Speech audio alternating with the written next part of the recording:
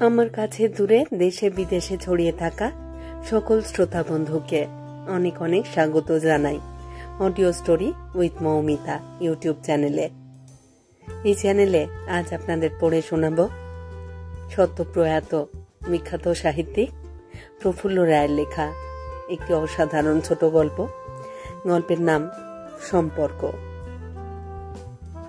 সদ্যপ্রয়াত লেখকের আত্মার প্রতি শ্রদ্ধা জানিয়ে আজকের গল্প পাঠ শুরু করছি। শুনতে থাকুন আজকের গল্প সম্পর্ক।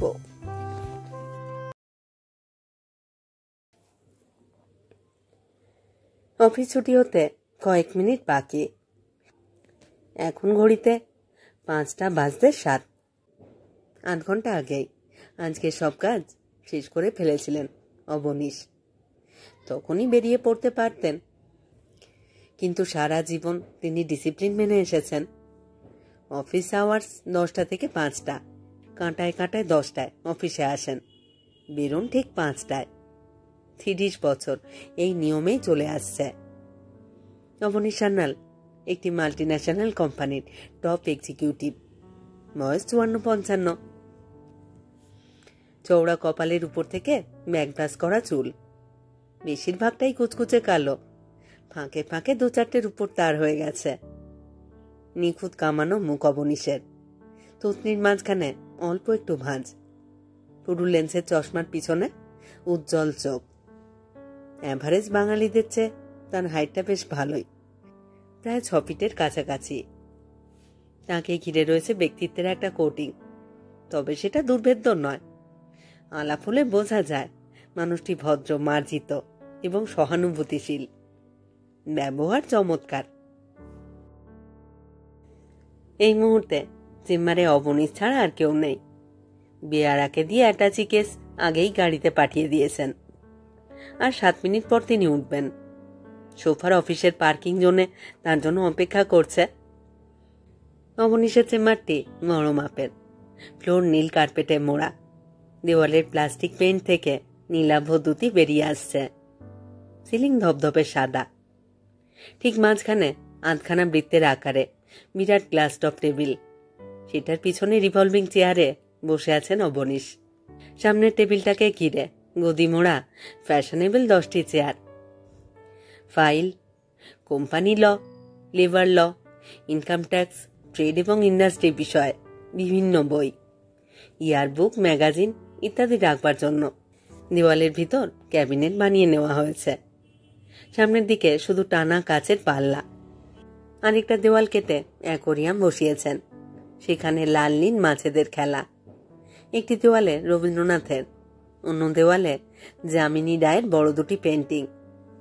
তার সামনে টেবিলে নানা রঙের 4টে phone, pen stand, table calendar ইত্যাদি ইত্যাদি। গোটা চেম্বারটিতে সুরুচির ছাপ রয়েছে।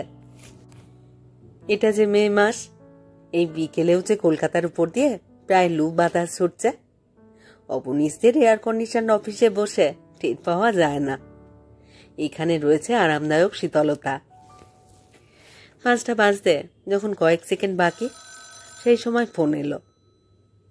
হ্যালো হ্যালো বলতেই লাইনের ওপার থেকে চেনা গলা ভেসে আসে।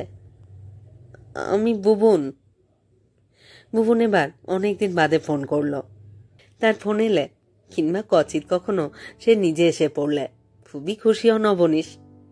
সেই সঙ্গে নিজের অজান্তেই এক ধরনের আড়ষ্টতা বোধ করেন তিনি। তার সঙ্গে বুবুনের সম্পর্কটা অদ্ভুত, রীতিমতো জটিলই বলা যায়, কিন্তু সে কথা পরে হবে। অবনীশ বললেন, হ্যাঁ হ্যালো, 3 উইক পর তোমার গলা শুনলাম, কেমন আছো? বুবুন বলল, ভালো না। আমার আমার তার গলা ধরা ধরা, জড়ানো। কথা বলতে বলতে হঠাৎ থেমে গেছে সে। এরকম আগে কখনো হয়নি। চমকে উঠলেন অবনীশ। কি হয়েছে বুবুন, কি হয়েছে? তার কণ্ঠস্বরে উৎকণ্ঠা মাখানো। টেলিফোনের তারের ভিতর দিয়ে বুবুনের কান্নার আওয়াজ ভেসে এলো। সে সমানে ফোঁপাচ্ছে। অবনীশের উদ্বেগ কয়েক গুণ বেড়ে যায়। বলেন, কি হয়েছে কি ভুবন, বলো বলো আমাকে। ফোঁপাতে ফোঁপাতেই ভুবন বলে, আমার আমার বাবা আমার বাবা। ফোনটা প্রায় মুখের উপর চেপে ধরে অবনীশ জিজ্ঞেস করলেন, তোমার বাবার কি হয়েছে ভুবন? বাবা আজ সকালে মারা গেছেন। অনেকক্ষণ স্তব্ধ হয়ে রইলেন অবনীশ। তারপর খুব আস্তে কাঁপা গলায় বললেন, তোমার বাবা অসুখে ভুগছিলেন বলে তো শুনিনি, কি হয়েছিল? ভুবন বলল, স্ট্রোক। তারপর সে যা বলে তা এইরকম।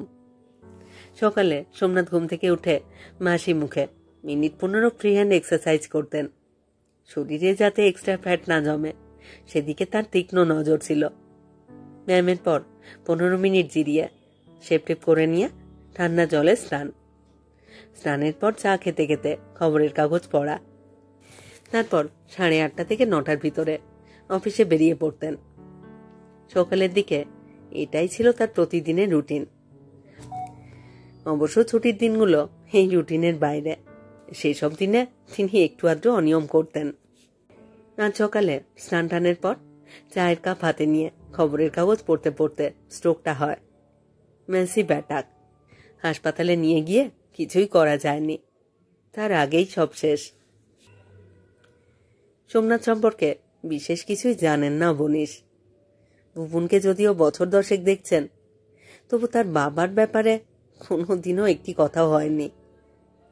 তার দৈনন্দিন জীবনযাপন কেমন ছিল সেই সম্পর্কে সামান্য কিছু খবর আজই প্রথম জানা গেল।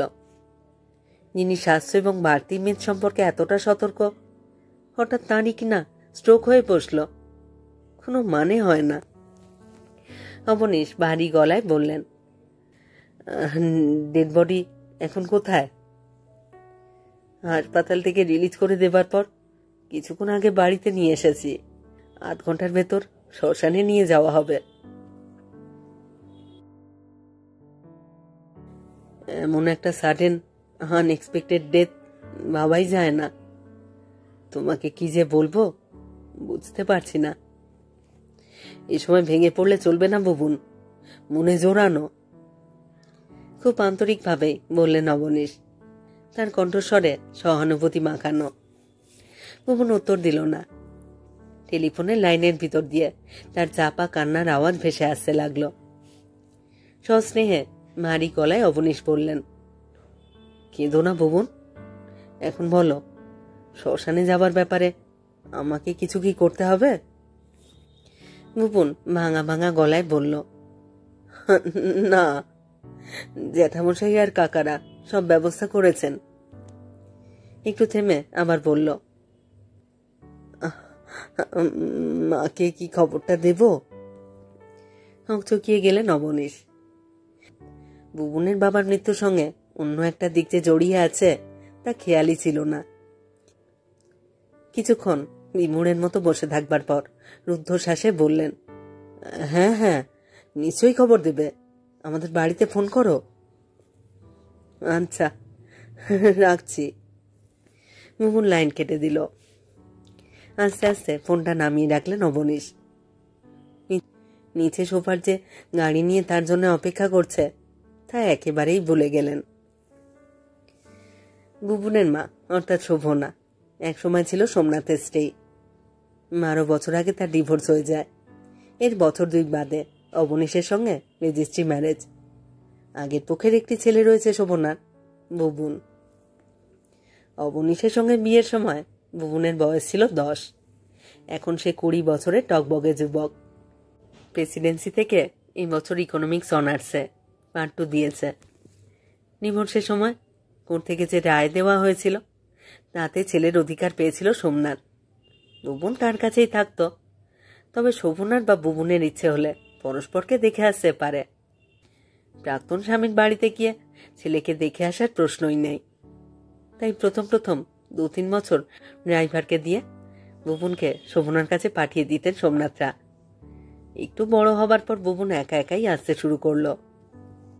শোভনার সঙ্গে অবনীশের আলাপ পহেলগাঁওতে। সেবার কাশ্মীরে বেড়াতে গিয়েছিল অবনীশ। রোজই তার চোখে পড়ত লিটার নদীর ধারে বসে একটি অত্যন্ত সুশ্রী তরুণী ছবি আঁকছে। দূর থেকে তাকে অবাঙালি মনে হয়েছিল। 2-3 দিন লক্ষ্য করবার পর নিজেই এগিয়ে গিয়ে আলাপ করেছিলেন অবনীশ। প্রথমে ইংরেজিতে, তারপর নাম এবং পদবি শুনেই জানা গিয়েছিল মেয়েটি বাঙালি। কয়েলগাঁওয়ের সেই আলাপি কলকাতায় এসে ঘনিষ্ঠ হয়েছিল।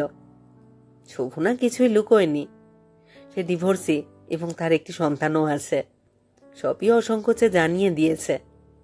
শোভনার স্বভাবটি খুবই নরম, তবু তারই মধ্যে কোথায় যেন দৃঢ়তা আছে।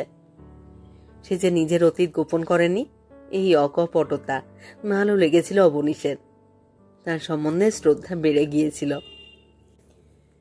এমন একটি নম্র, ভদ্র, স্নিগ্ধ স্বভাবের মেয়ের সঙ্গে কারোর যে বিবাহ বিচ্ছেদ ঘটতে পারে তা যেন ভাবাই যায় না।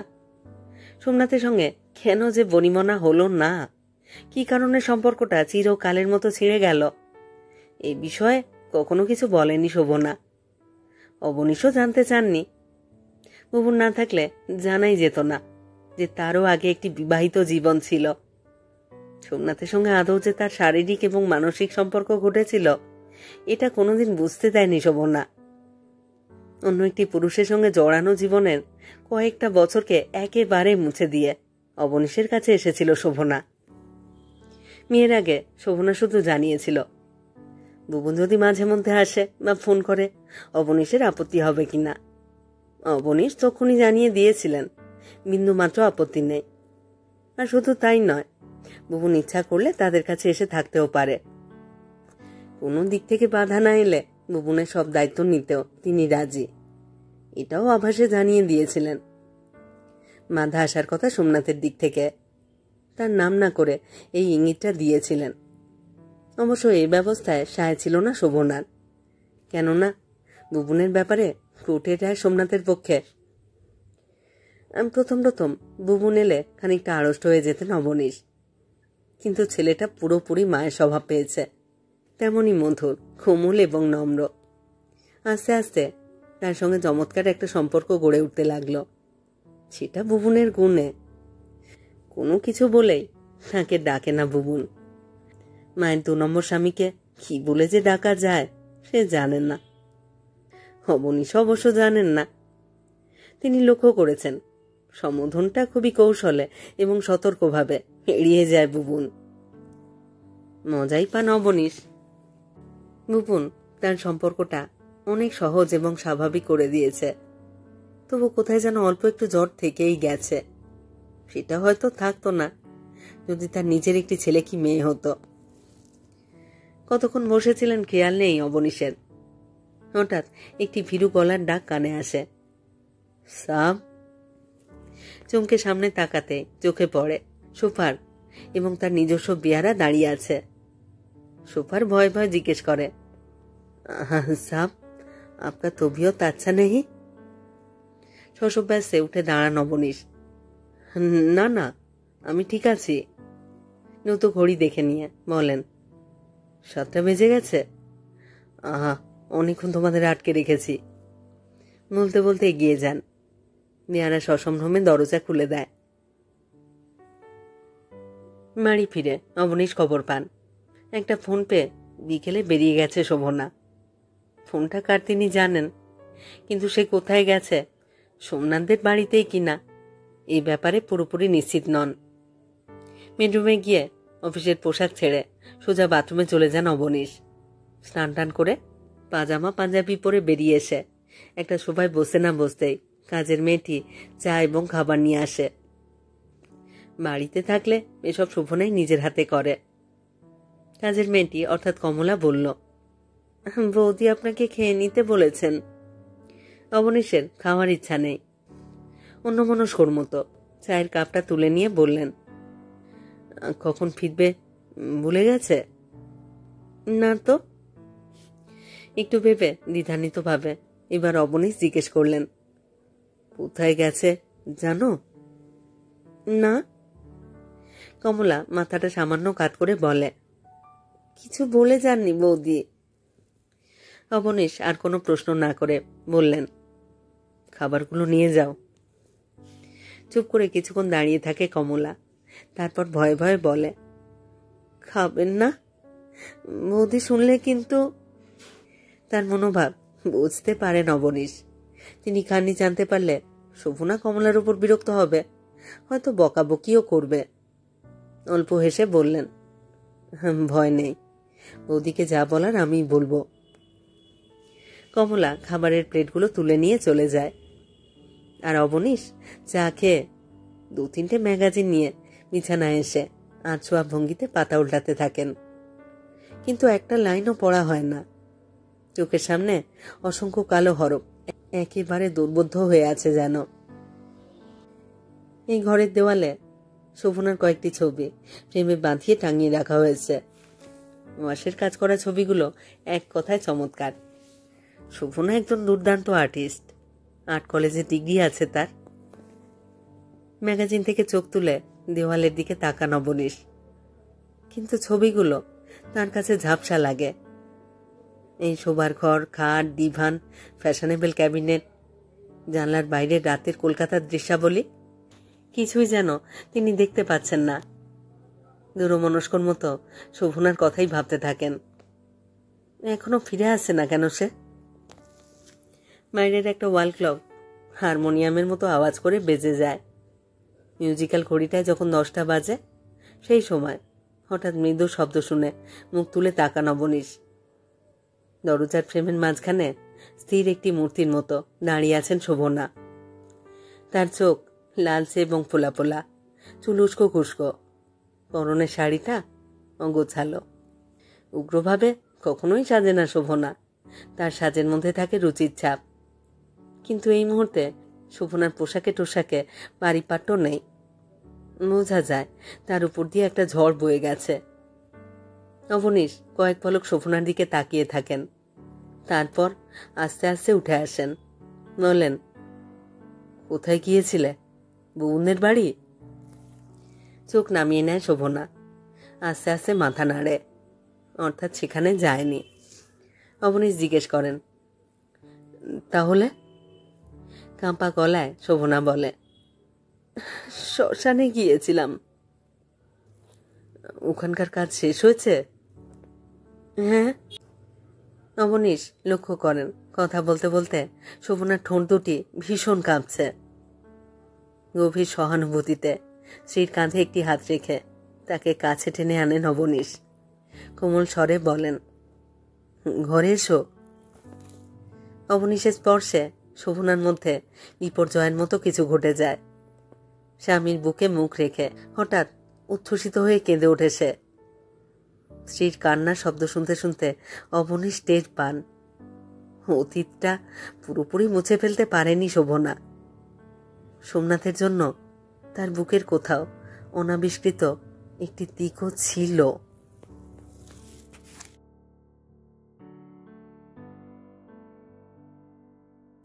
শেষ হলো আজকের গল্প, প্রফুল্ল রায়ের লেখা গল্প সম্পর্ক। কেমন লাগলো আজকের গল্পটি? কেমন লাগছে আমার পাঠ এবং পরিবেশনা? আপনারা যারা শুনছেন তাদের কাছে বিনীত অনুরোধ, আপনারা আপনাদের মতামত কমেন্ট বক্সে আমাকে লিখে জানান। আপনাদের মতামত পেলে অত্যন্ত আনন্দিত হই, অনেক উৎসাহ পাই নতুন নতুন গল্প পড়ে শোনানোর জন্য। সবাই খুব ভালো থাকুন, সাথে থাকুন। ফিরে আসছি খুব শীঘ্র নতুন গল্প নিয়ে।